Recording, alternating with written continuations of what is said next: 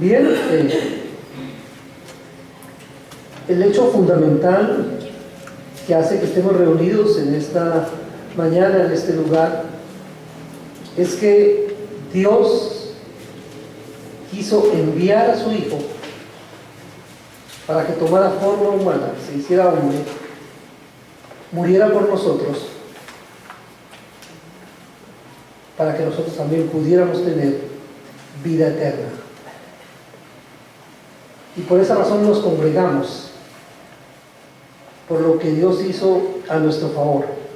Y esta mañana especialmente vamos a estar analizando algunos hechos de la vida del Señor Jesucristo que sustentan nuestra fe. O sea, ¿cuál es el soporte que tiene nuestra fe? ¿Cuál es la base de nuestra fe? ¿Qué es lo que hace que nosotros podamos seguir adelante, aún en medio de las dificultades, en medio del sufrimiento, en medio de la persecución, en medio de cualquier cosa que se presente? ¿Qué es lo que hace que nosotros podamos seguir adelante? ¿Cuál es nuestra esperanza? Venimos hablando, este mes recordamos que estamos celebrando los 500 años de la Reforma Protestante del siglo XVI. Recordamos que hubo 5 postulados básicos en esa reforma, por todo lo que estaba aconteciendo, la liviandad como estaba tomándose la palabra de Dios y la necesidad de que esa palabra de Dios fuera observada, tenida en cuenta, analizada y obedecida. Entonces se dieron 5 postulados. ¿Recordamos cuáles hemos visto hasta este momento? El primero que tocamos fue solo Escritura, ¿cierto? Vimos la suficiencia de la palabra de Dios, solo Escritura. Es decir, la Biblia es nuestra norma de fe y conducta. Si la Biblia no lo dice, no lo creemos, ¿cierto? Creemos solo lo que la Biblia nos dice y queremos hacer lo que la Biblia nos enseña. Entendemos que la Biblia es la palabra de Dios. Recordemos que es diferente decir que la Biblia es la palabra de Dios a decir que la Biblia contiene la palabra de Dios. La Biblia es la palabra de Dios y por eso es nuestra norma de fe y conducta. Aparte de lo que la Biblia dice, no aceptamos ningún tipo de autoridad. Recordemos eso. La palabra de Dios rige nuestra vida y debajo estamos nosotros. Y lo que hacemos como iglesia es tratar de adaptarnos a lo que la palabra de Dios nos enseña. Otros manipulan la palabra de Dios. Otros han colocado otras autoridades por encima de la Biblia. Otros dicen no, que la tradición tiene que estar encima, que el magisterio de la iglesia tiene que estar encima. No. Todo lo que la iglesia hace, dice y enseña tiene que estar debajo de la palabra de Dios. Eso es claro para nosotros, ya hemos hablado de eso. Según lo que estuvimos hablando es que fuimos salvos solamente por gracia, ¿cierto? Que no hay ningún mérito en nosotros, nunca ha habido y nunca habrá algún mérito en la criatura por la cual Dios deba salvarlo, sino que hemos sido salvados porque Dios quiso inclinarse a nosotros, quiso mirarnos de manera especial para darnos el beneficio de la vida eterna. Salvación solo por gracia. Nada de lo que nosotros hagamos puede darnos la salvación. Tenemos la salvación por lo que Dios ha hecho por nosotros. Ese fue el segundo postulado que estuvimos trabajando. El tercero, solo fe, ¿cierto? Hablamos que la gracia es el regalo que nos llega de Dios y dijimos que la fe era el medio a través del cual esa gracia nos era aplicada. Dijimos que la fe entonces era la mano que recibe. Recordamos que es lo que utilizamos para recibir es la mano, entonces la fe es la mano que recibe. O recordamos que hablábamos del acueducto y hablamos que una cosa es el manantial y otra cosa es la tubería que lleva el agua hasta nuestras casas. La tubería que lleva el agua hasta nuestras casas es la fe, ¿cierto? Lo que nos hace disfrutar del beneficio. Estuvimos hablando la semana anterior de la fe. Hoy vamos a concentrarnos entonces en el cuarto postulado, que es solo Cristo. Solo Cristo. Porque no hay otro nombre bajo el cielo dado a los hombres en que podamos ser salvos. Porque hay un solo Dios y un solo mediador entre Dios y los hombres, Jesucristo, hombre. ¿Por qué tenemos que hacer énfasis en esto? Porque desafortunadamente hay personas que tratan de utilizar otros intermediarios, tratan de usar otros mediadores que no pueden hacer la función de manera eficaz. El único mediador, la única persona que puede colocarse entre Dios y nosotros para acercarnos a Dios es Jesucristo hombre. ¿Por qué? Sencillamente porque es la única persona que reúne las dos condiciones en sí misma. Él es 100% Dios, pero también 100% hombre. Dios y hombre en una sola persona. Eso para nuestra mente finita, limitada, es difícil de comprender, es imposible de comprender, porque como criaturas siempre vamos a ser limitados. Pero gracias a nuestro buen Dios, que nos ha entregado la fe a través de la cual podemos aceptar su palabra y saber qué es la verdad. Entonces lo que la palabra de la Biblia nos enseña es que el Señor Jesucristo es tanto Dios como hombre. Por eso nuestro tema de esta mañana son algunos hechos fundamentales de la vida del Señor Jesucristo que sustentan nuestra fe. Vamos a hablar básicamente de 5 hechos fundamentales en la vida del Señor Jesucristo que deben servirnos de soporte o que nos deben animar para seguir adelante, que nos deben dar esa confianza para seguir adelante. Primero, el primer hecho que vamos a estar analizando esta mañana es que siendo Dios se hizo hombre. El segundo hecho que vamos a estar analizando posteriormente es que en su condición humana vivió una vida perfecta. Luego vamos a estar hablando que en su condición humana se sujetó a la muerte física, se sujetó a las condiciones humanas y se humilló a sí mismo yendo hasta la muerte. Muerte que sufrimos los seres humanos. En su condición humana él se sujetó a la muerte física. Y en su condición humana también él fue sepultado. Y por último vamos a ver especialmente que es nuestra esperanza, y es que en su condición humana él resucitó de entre los muertos y que está sentado a la diestra del Padre y que de allí vendrá para que nosotros estemos. Es como el resumen de los hechos fundamentales en la vida del Señor Jesucristo que deben sustentar nuestra fe y de los cuales debemos hablar y los cuales debemos proclamar y los cuales deben ser el motor de nuestra vida.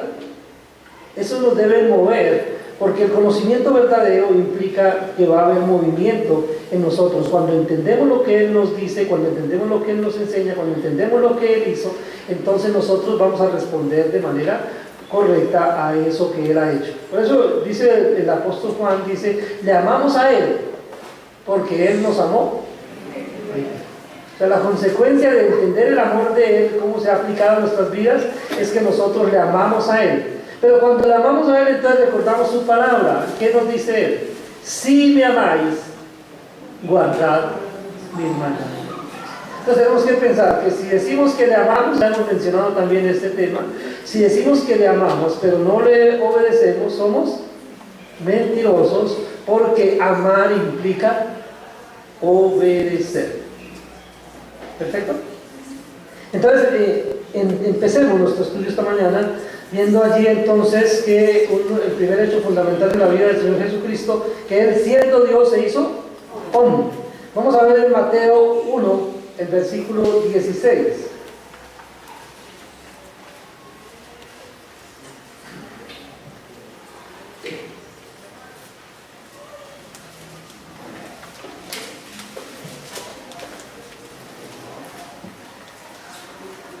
Dice Mateo 1:16, y Jacob engendró a José, marido de María, de la cual nació Jesús, llamado el Cristo.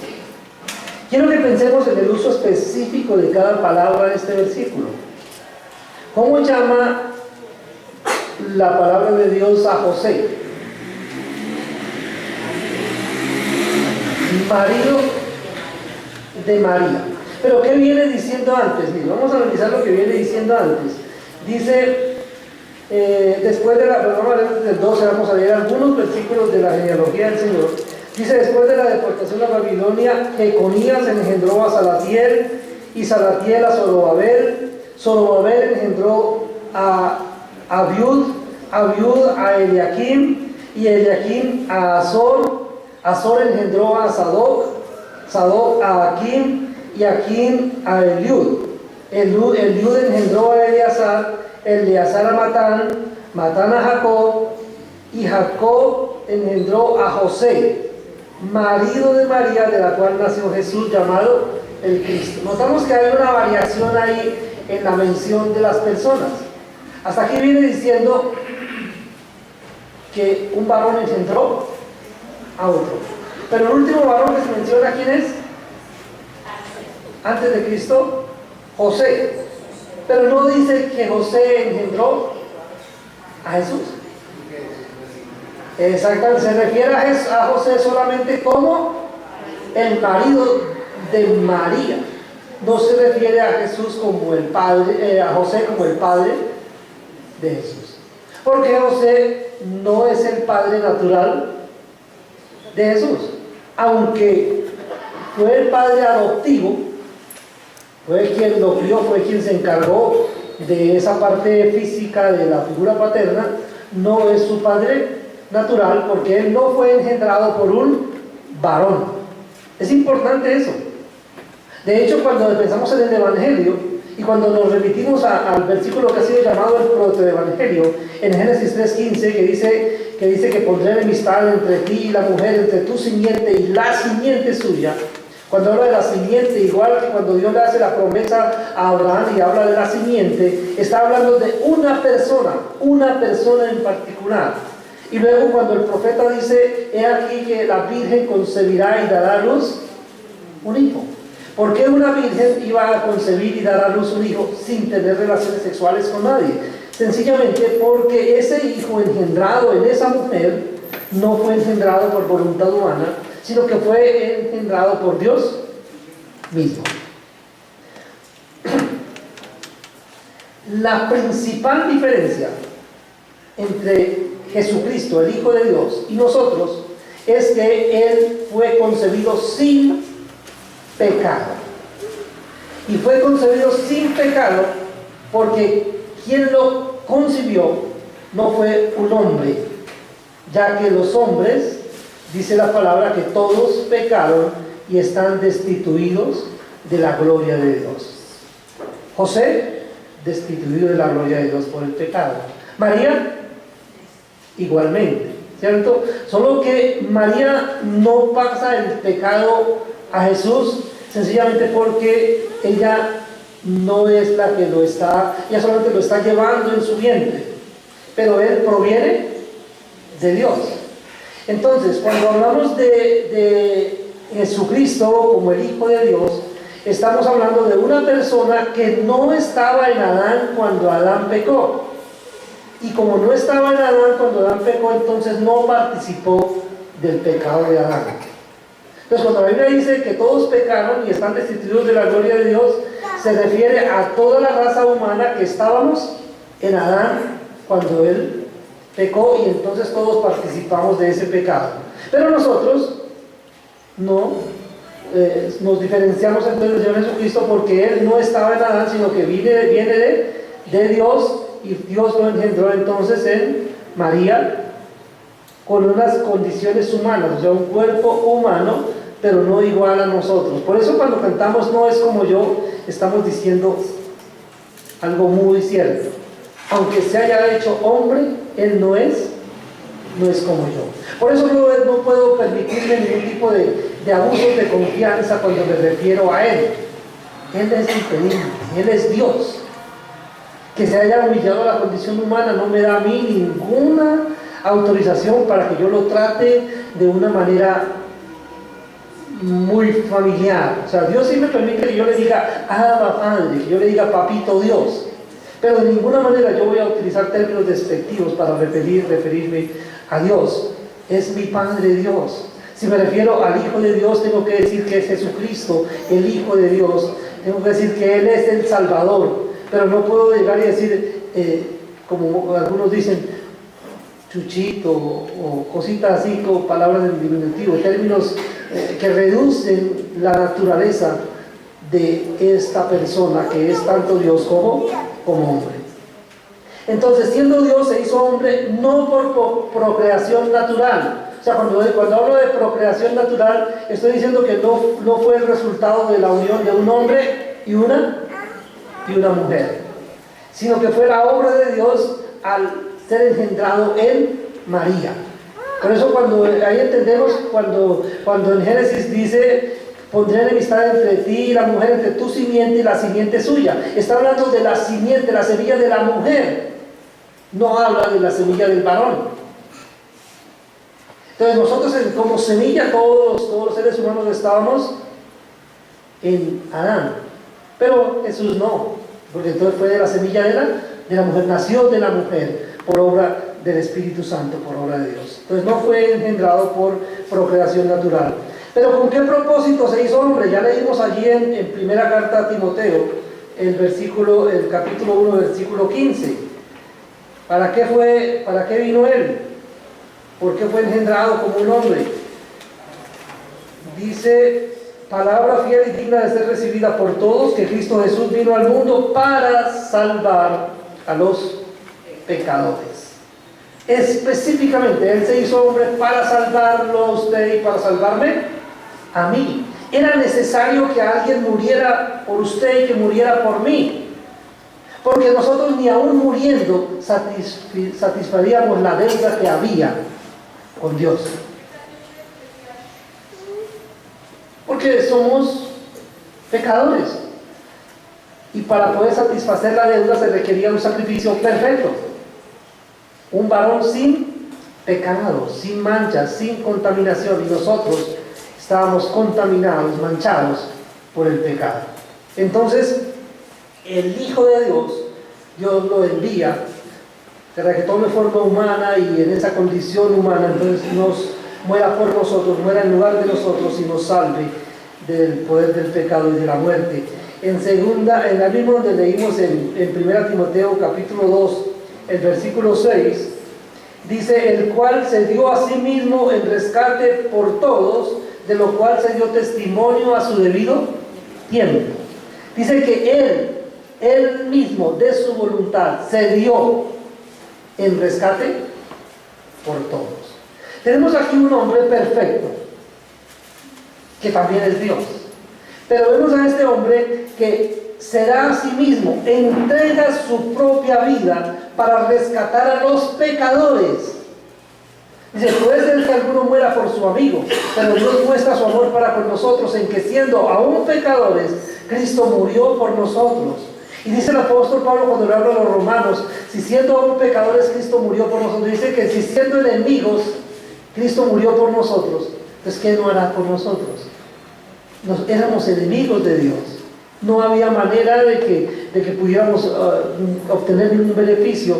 Y Él quiso entonces salvarnos. Vino con ese propósito, se hizo hombre con ese propósito, para morir por nosotros, para salvar a los pecadores. Pero vemos algo muy importante también, lo que encontramos en la carta de Pablo a los Filipenses, en el capítulo 2. Creo que esta carta es muy impactante, y especialmente estos versículos en el capítulo 2. Dice que el cual, siendo en forma de Dios, no estimó el ser igual a Dios como cosa que aferrarse. Vamos a mirar allí Filipenses 2, 7 al 8. Bueno, desde el 6, digamos, dice que hablamos desde el 5, que está diciendo Pablo a los Filipenses: haya pues en vosotros este sentir que hubo también en Cristo Jesús, el cual, siendo en forma de Dios, no estimó el ser igual a Dios como cosa que aferrarse, sino que se despojó a sí mismo, tomando forma de siervo, hecho semejante a los hombres. Filipenses 2, 7. Y estando en la condición de hombre, se humilló a sí mismo, haciéndose obediente hasta la muerte, y muerte de cruz. Se hizo obediente hasta la muerte. Entonces, ¿para qué vino Él? Para obedecer.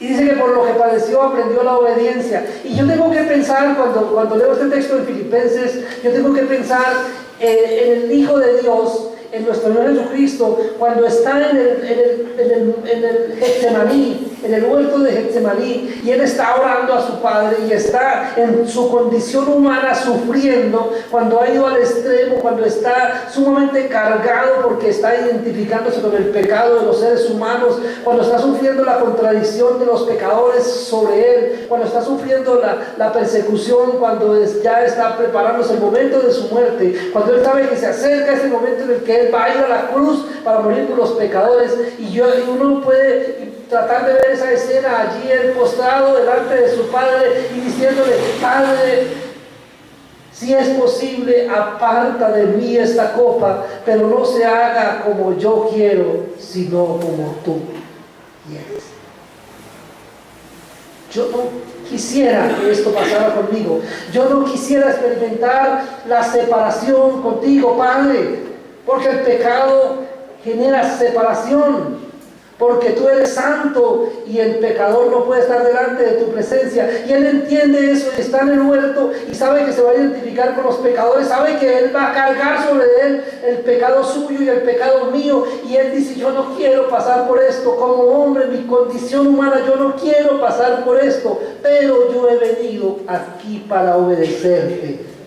Y por eso dice: no se haga mi voluntad, no sea como yo quiero, sino como tú quieres. Él vino a eso, a obedecer, porque el Padre lo envió con ese propósito, porque era necesario que la deuda fuera cancelada, porque Dios es un Dios justo que no dará por inocente al culpable.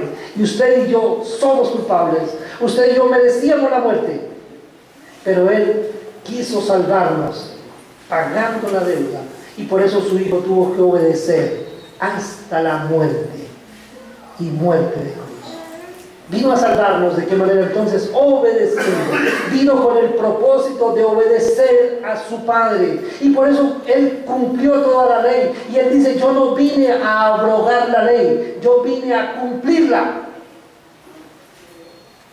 Por eso, cuando estaba frente al Sanedrín, no encontraron ninguna causa justa por la cual acusarlo y por la cual condenarlo, porque él no falló en cumplir la voluntad de su Padre, porque fue obediente al extremo, la muerte, y muerte de cruz. Entonces, ese hecho fundamental, que se hizo hombre, no por creación natural, con el propósito de salvar a los pecadores, con el propósito de obedecer, pero también Él se hizo hombre portando un nombre que demuestra su carácter, que demuestra quién es Él. Quiero que volvamos ahí a Mateo 1, donde leímos hace un rato.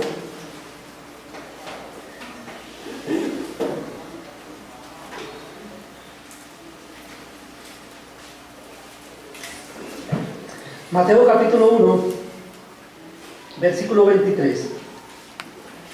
Dice: he aquí, una virgen concebirá y dará a luz un hijo, y llamará su nombre Emmanuel. Emmanuel, que traducido es Dios con nosotros. Recuerden la importancia que el nombre tiene para el pueblo de Israel. Los nombres de las personas tenían que ver con su carácter. Recordamos que hubo un hombre que se llamaba Jacob, que quiere decir suplantador, y efectivamente era un suplantador, era tramposo. Recuerden que le hizo trampa al hermano, lo engañó, ¿cierto? Le quitó la bendición, lo engañó para quitarle la primogenitura, lo suplantó. Pero a ese hombre Dios determinó usarlo para formar su pueblo, y dijo: con ese nombre no me sirve. Y entonces, ¿qué hizo Dios? Le cambió el nombre. Entonces ya no se llamó más Jacob, sino que se llamó Israel, el que lucha con Dios, o sea, el que está haciendo la obra de Dios, el que está del lado de Dios. Y Dios les da un nombre adecuado, y por ahí toda la nación, ¿cómo se llama? ¿Cómo se llegó a llamar a la nación? Los israelitas, descendientes de Israel. El nombre es importante. Ahora, cuando Dios le da un nombre a su hijo, ¿qué nombre le da? el nombre que le calza perfectamente. Básicamente hay dos nombres, solo mencionamos acá uno, pero hay dos. A María le dice, llamará su nombre Jesús.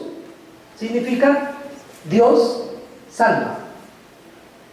Salvador provisto por Dios.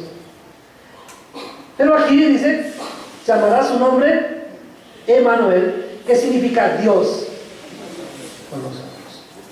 Dios ha descendido. Dios ha tomado forma humana. Dios se ha hecho hombre. Es un hecho fundamental para nosotros. Debe estar en las raíces de nuestra fe. El Hijo de Dios se hizo hombre para beneficiarnos. El Hijo de Dios se hizo hombre para poder conectarnos con el Padre. Porque se necesitaba alguien que tuviera el carácter humano, que fuera hombre, para que pudiera conectar entre Dios y los hombres. Alguien que se pudiera poner en medio. Nadie más sirve como mediador. Nadie más. Usted no puede invocar a nadie más como mediador, porque el único que puede resistir la santidad de Dios es alguien que sea santo, y ese es el Señor Jesucristo. Nadie más. Solo el Hijo de Dios reúne esa condición. Pero se identificó con nosotros porque tomó la forma humana. Pero el segundo hecho fundamental, ¿cuál es? Que en su condición humana, Él vivió una vida perfecta. Nunca hizo pecado. De hecho, nos dice la palabra, ya lo mencioné, pero vamos a mirarlo en la palabra, en 1 de Juan 3:5.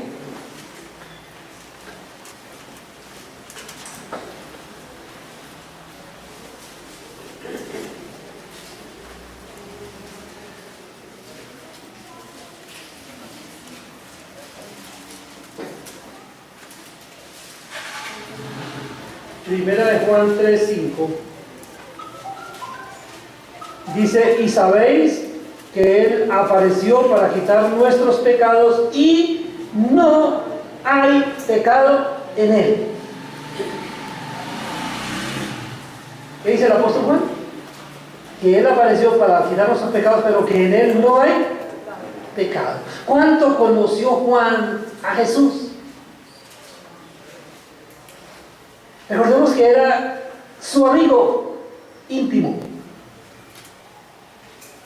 Era aquel a quien él amaba, el discípulo más cercano.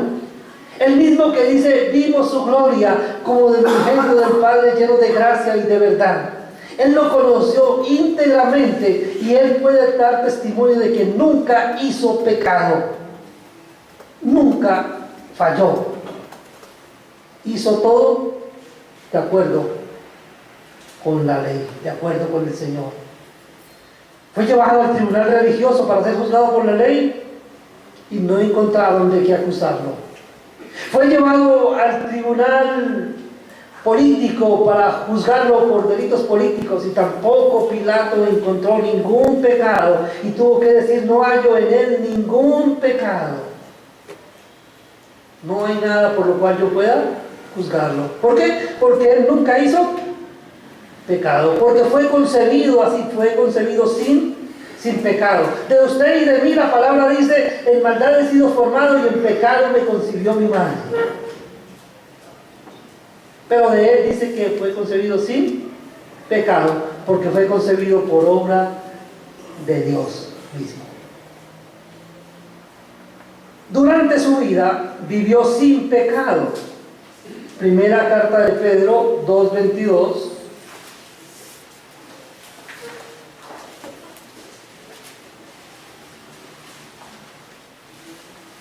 El apóstol Pedro también lo conoció de cerca, era uno de los 3 más cercanos de sus discípulos, y dice: el cual no hizo pecado, ni se halló en él engaño. Pedro da testimonio que el Hijo de Dios, que Jesucristo, nunca hizo pecado en su vida. Nunca hizo pecado.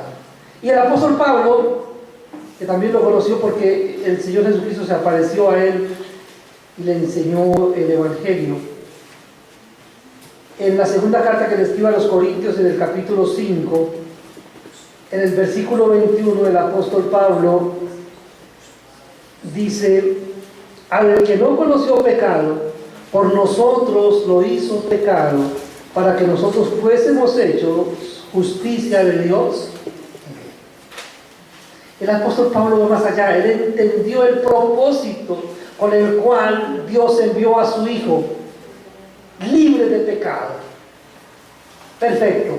Pero dice: al que no conoció pecado, por nosotros, por usted y por mí, Dios lo hizo pecado. Está hablando de que Dios tomó su pecado y tomó mi pecado y lo puso sobre su Hijo Jesucristo, para que Él llevara su pecado, para que Él llevara mi pecado, y su deuda y mi deuda fuera cancelada en la cruz del Calvario.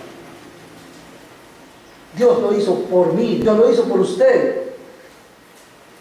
Pero se requería que Él viviera una vida perfecta, porque si Él hubiera pecado, hubiera muerto por su pecado. Pero como nunca hizo pecado, entonces Él pudo morir por su pecado y por mi pecado, porque Él no tenía que pagar ninguna deuda, Él no debía nada. En su condición humana vivió una vida perfecta.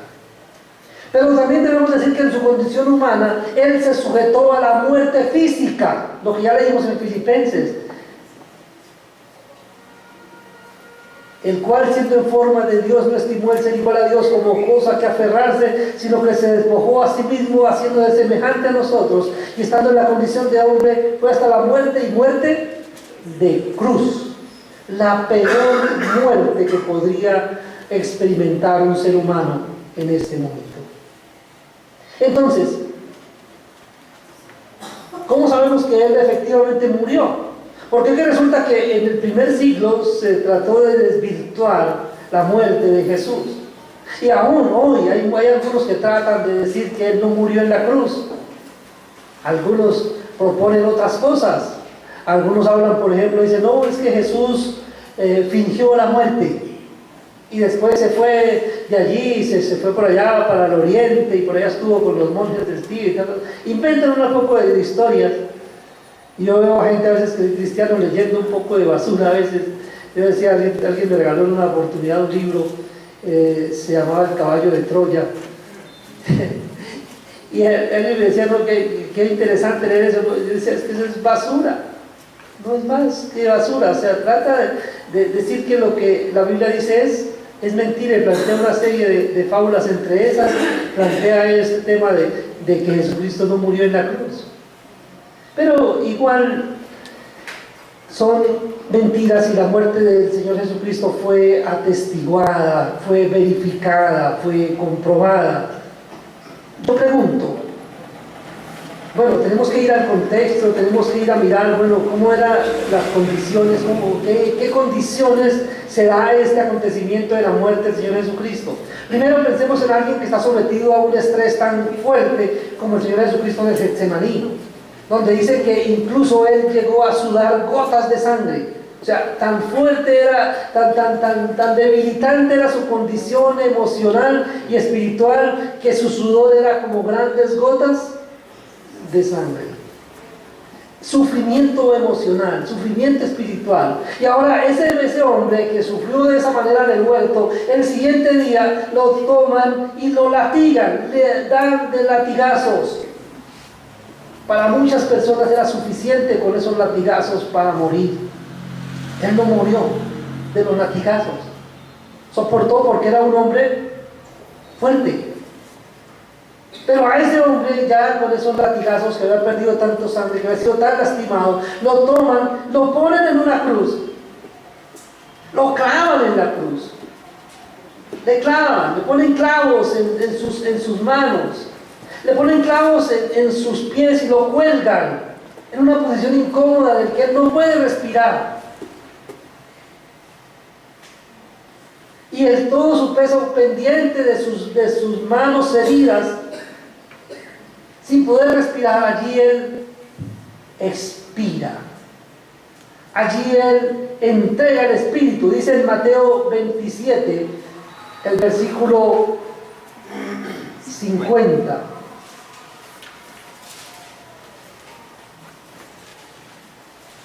Mas Jesús, habiendo otra vez clamado a gran voz, entregó el Espíritu. ¿Qué significa que entregó el Espíritu?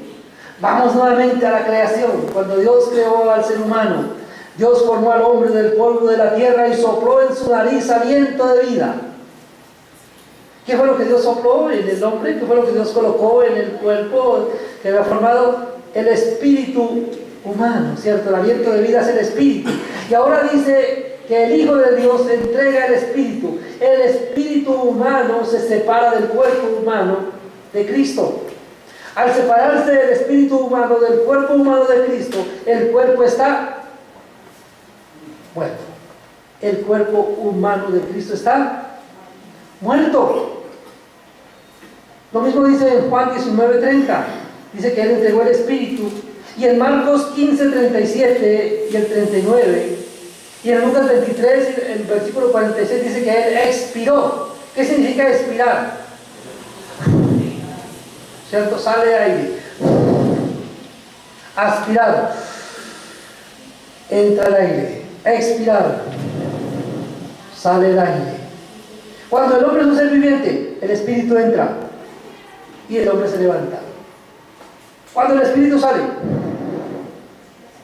el cuerpo queda sin vida. Y el cuerpo de Jesús quedó sin vida. El cuerpo humano de Jesús quedó sin vida. Ahora, ¿eso se evidenció o no se evidenció? Miremos en Marcos 15, el versículo 39.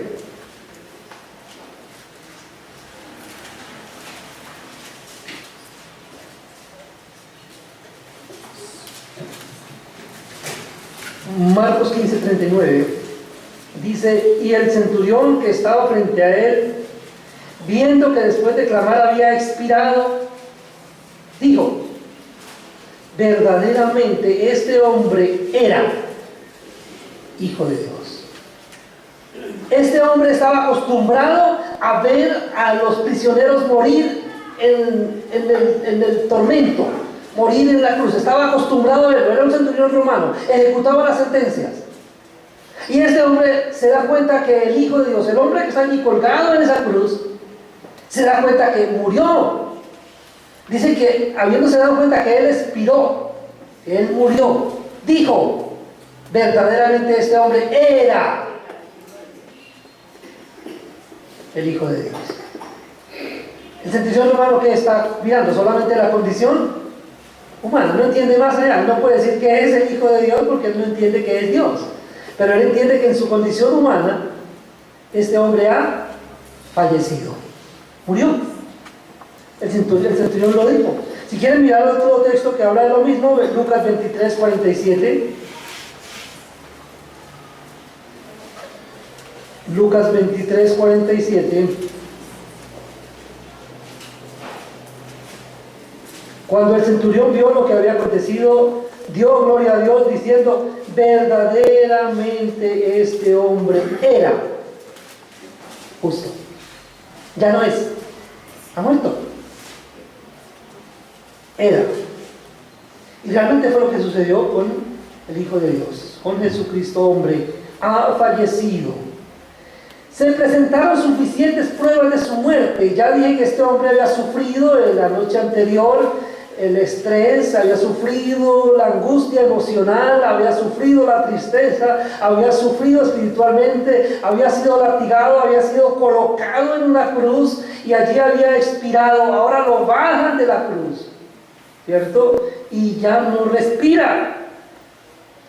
Ahora, aquellos que plantean que se hizo el muerto, hay una cosa que se llama catalepsia o muerte fingida. Y bueno, dicen que se puede hacer eso, que se puede reducir las funciones vitales al mínimo, que no se detecta que el hombre se parece que esté muerto. Pero para hacer eso, ¿qué se requiere? Estar en pleno uso de las condiciones físicas. O sea, físicamente no puede estar mermado para hacer eso. Ahora, ¿cómo estaba físicamente Jesús? ¿Podía fingir su muerte? Ahora, que lo cojan, lo bajen de allí Y ahora vamos a ver cómo es sepultado. Pero si estuviera fingiendo la muerte, ¿podía hacerlo? O sea, mantener usted. ¿Cuántos se han hecho el muerto alguna vez?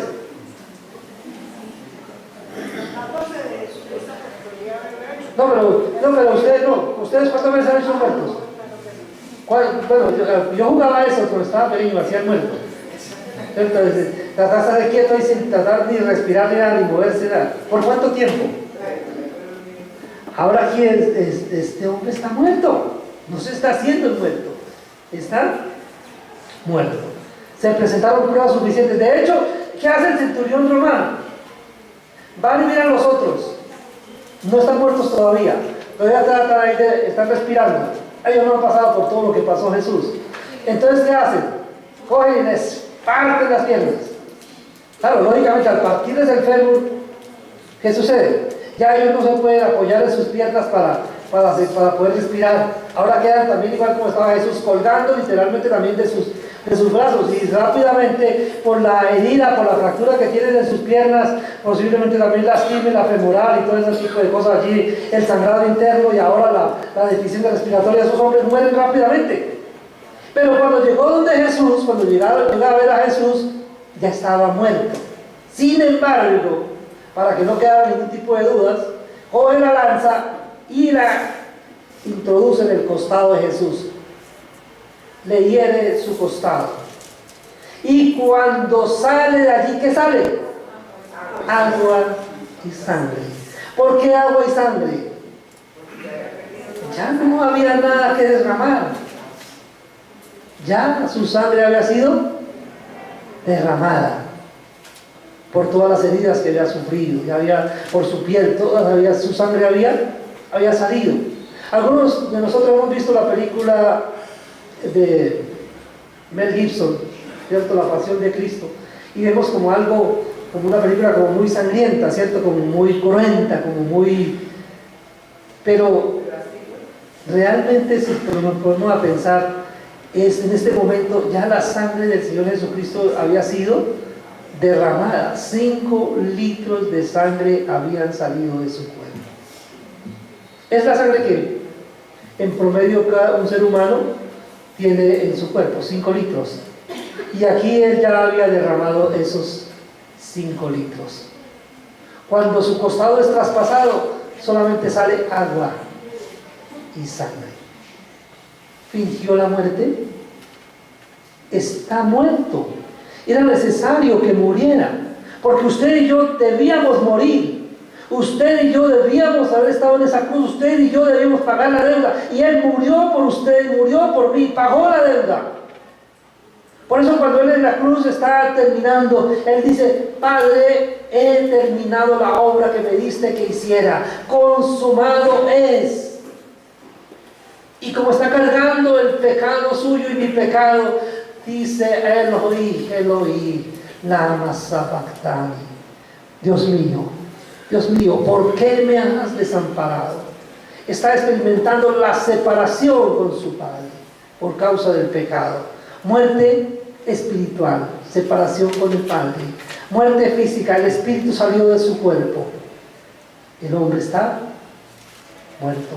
¿Por qué? Porque Él puso su vida. Él dijo: nadie me quita mi vida, yo la voy a poner. Tengo poder para ponerla y tengo poder para volverla a tomar. Puso su vida en rescate por usted y en rescate por mí. Se presentaron suficientes pruebas de su muerte. Y en su condición humana, ¿qué sucedió? Él fue sepultado. Fue sepultado. ¿Quién lo sepultó? Mateo 27. Mateo 27, 57 al 61. Dice: cuando llegó la noche, vino un hombre rico de Arimatea, llamado José, que también había sido discípulo de Jesús. Este fue a Pilato y pidió el cuerpo de Jesús. Entonces Pilato mandó que se le diese el cuerpo, y tomando José el cuerpo, lo envolvió en una sábana limpia y lo puso en su sepulcro nuevo que había labrado en la peña. Y después de hacer rodar una gran piedra a la entrada del sepulcro, se fue. Y estaba allí María Magdalena y la otra María sentadas delante del sepulcro. ¿Quién lo sepulta? José de Arimatea. Hay dos discípulos secretos del Señor Jesucristo que aparecieron aquí en este momento. ¿Qué pasó con nosotros? ¿Qué pasó con Mateo? ¿A dónde está Juan? Jacobo, Marcos. ¿Qué pasó con nosotros? ¿Dónde están? ¿Dónde está Pedro? No conozco a ese hombre. ¿Sí dijo así Pedro o no? Y como dijeron, no, pero es que usted habla igual que ellos, y empieza a maldecir para que digan que no habla como ellos. ¿Qué pasó con nosotros? ¿Y a quién aparece acá? Dos discípulos de Jesús, secretos. José de Arimatea, Nicodemo. Nicodemo, ¿recuerdan? Juan 3. Que no naciere de nuevo no puede ver el reino de los cielos. Como Nicodemo, como Moisés levantó la serpiente en el desierto, así es necesario que el Hijo del Hombre sea levantado para que todo aquel que en él cree no se pierda, mas tenga vida eterna. Y Nicodemo ha visto al maestro, porque él le dijo, maestro, rabí, sabemos que has venido de Dios como maestro, porque nadie puede hacer estas señales si no está Dios con él.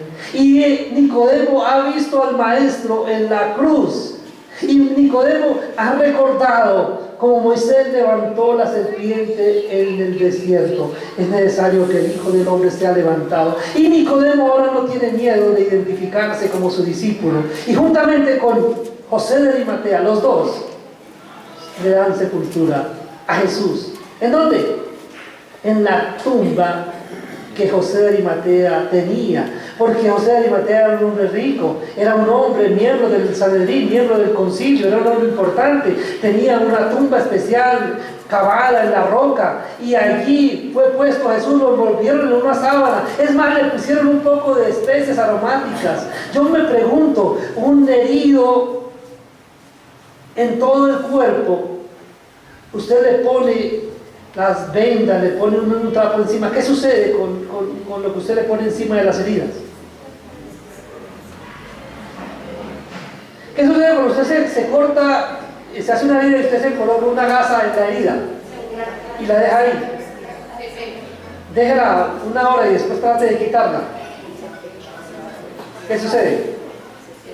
Todo el cuerpo de Jesús estaba herido. ¿Y en qué lo envolvió José de Arimatea y Nicodemo?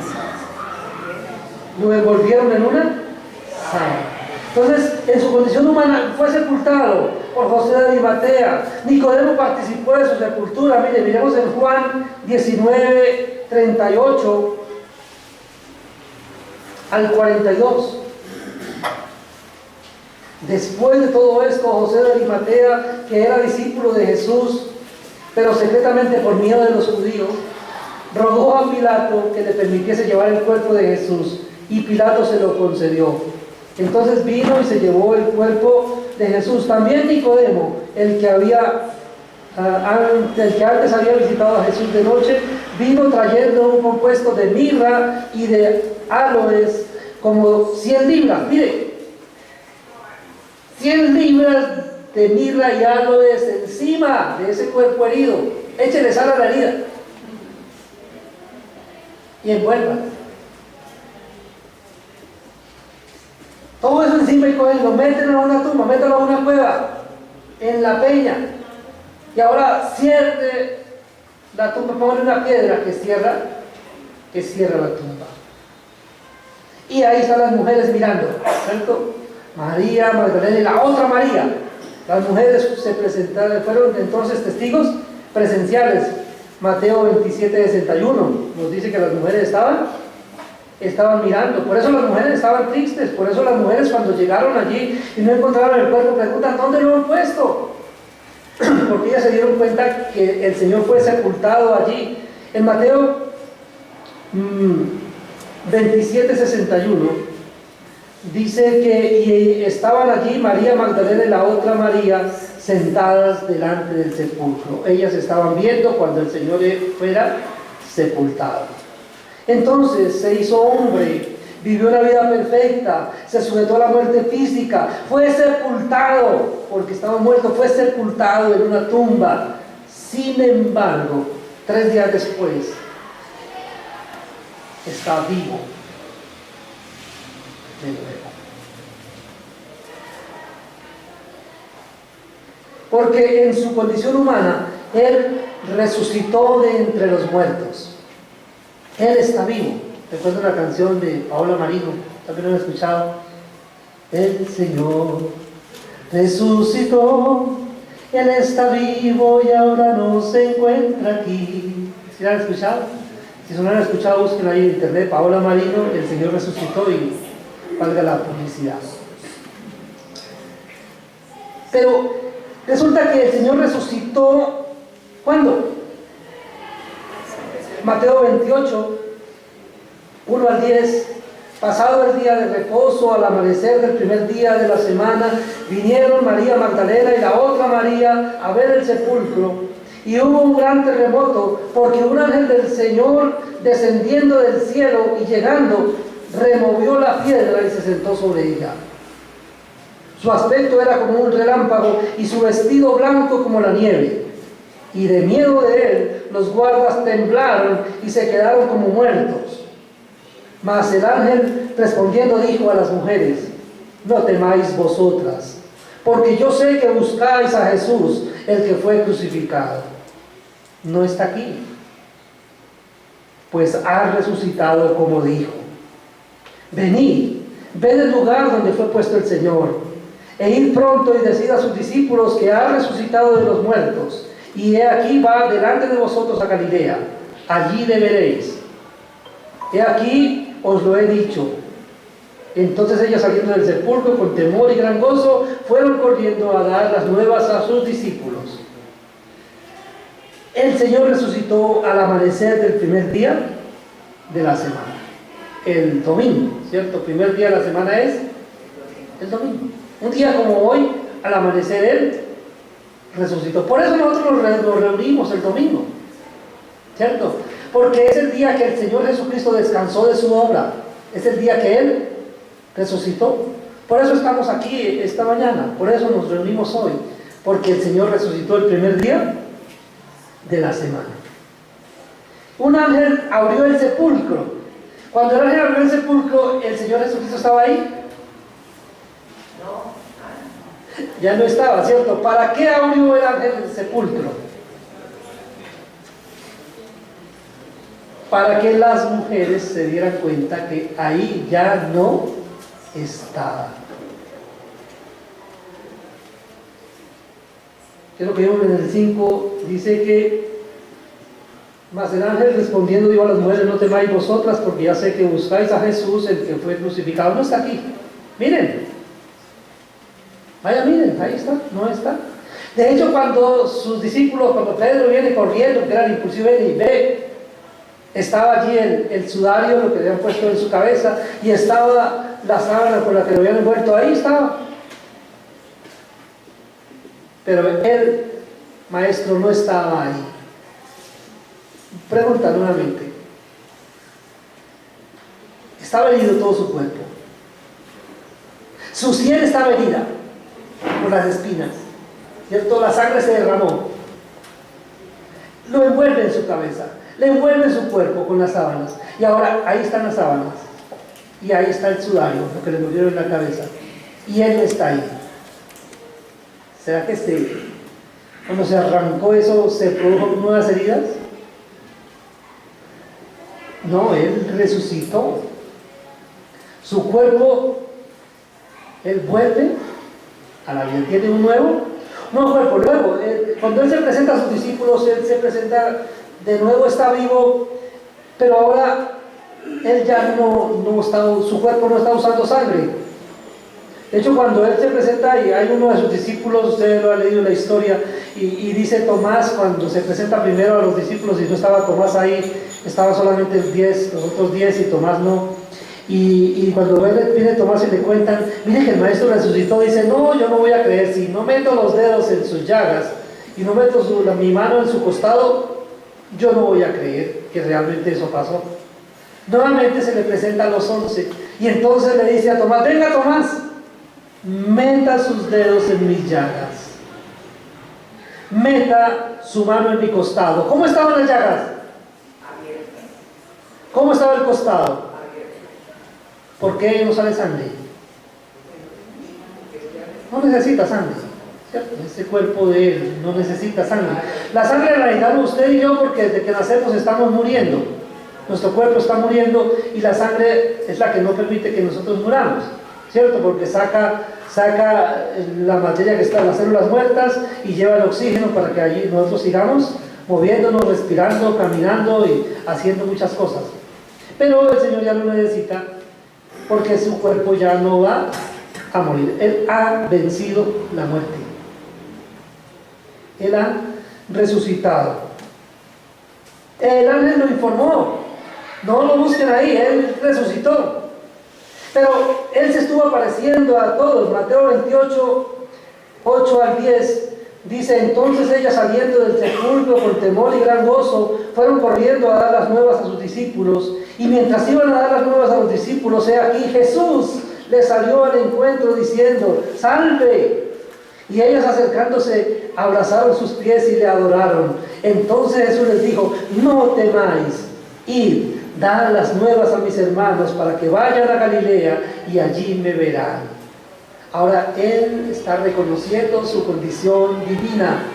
Ha resucitado en su cuerpo humano, pero ahora él reconoce delante de sus discípulos que él también es Dios. Y cuando estas mujeres lo adoran, él acepta la adoración porque él es Dios y hombre. Nunca ha dejado de ser Dios.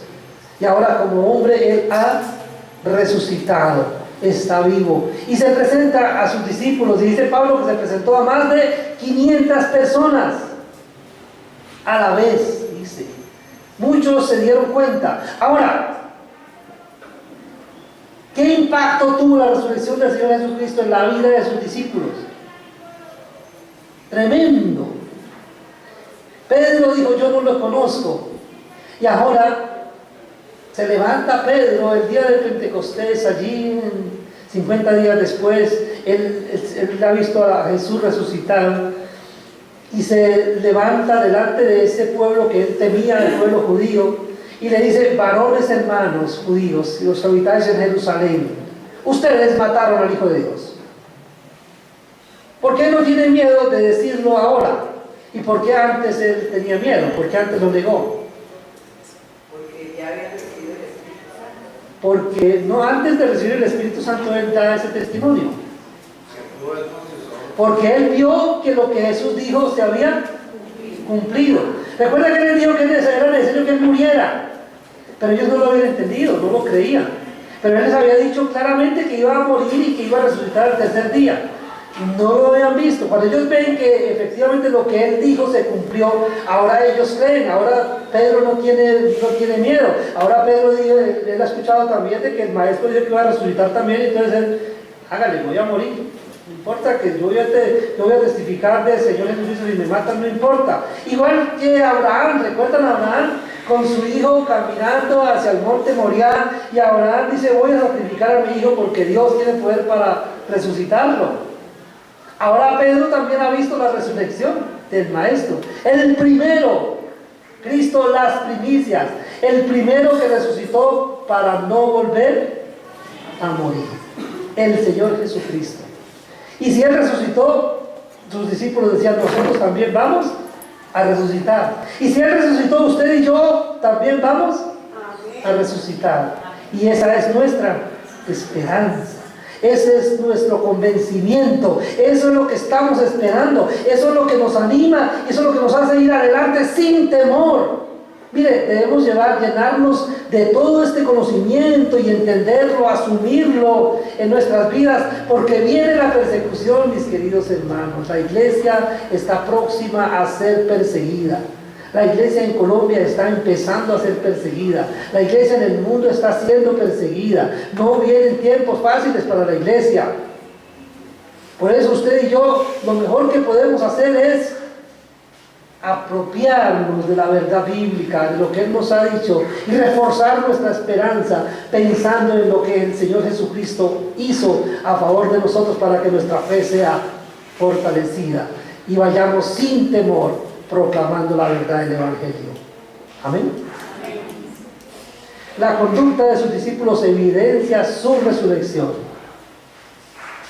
Ellos ya no tienen temor. Si nos matan, huyeron antes, ahora no les importa. ¿Cuántos cristianos murieron en el primer siglo? ¿Cuántos fueron destrozados por las fieras? ¿A cuántos se comieron los leones? ¿Cuántos fueron usados como antorchas? ¿A cuántos tomó Nerón y les echó cera encima y luego les prendió candela para alumbrarse en las noches? ¿Cuántos fueron muertos? ¿Cuántos fueron crucificados?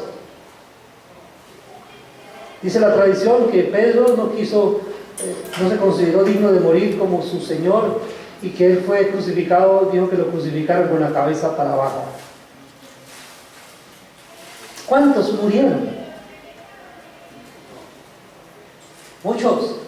¿Por qué murieron y por qué fueron a la muerte? El planteamiento que les daban era, la opción que les daban era: niegue su fe y sálvese. Ellos que decían: no importa, mátenos, vamos a resucitar. Que ese sea su convencimiento, y que usted pueda hablar del Señor Jesucristo y predicar el Evangelio aunque su vida esté comprometida y usted pueda ser sacrificado, porque es un tremendo privilegio que podamos ser llamados sus testigos y que podamos morir por su nombre, que podamos decir como Pablo: para mí el vivir es Cristo y el morir ganancia. Amén. Que el conocimiento de estos hechos fundamentales en la vida del Señor Jesucristo haga que nuestra fe se robustezca y nos anime para seguir adelante con mucho ánimo, con mucho ímpetu, haciendo la obra del Señor, sabiendo que el día del Señor está cerca. Vamos a orar. Padre nuestro que estás en el cielo, queremos darte muchas gracias, Señor, porque en esta mañana tú nos has permitido estar en este lugar. Gracias, Señor, porque nos has permitido gozarnos delante de tu presencia, porque nos permites cantarte, alabarte, exaltar tu nombre. Gracias porque nos permites recordar los hechos fundamentales en la vida de tu amado Hijo.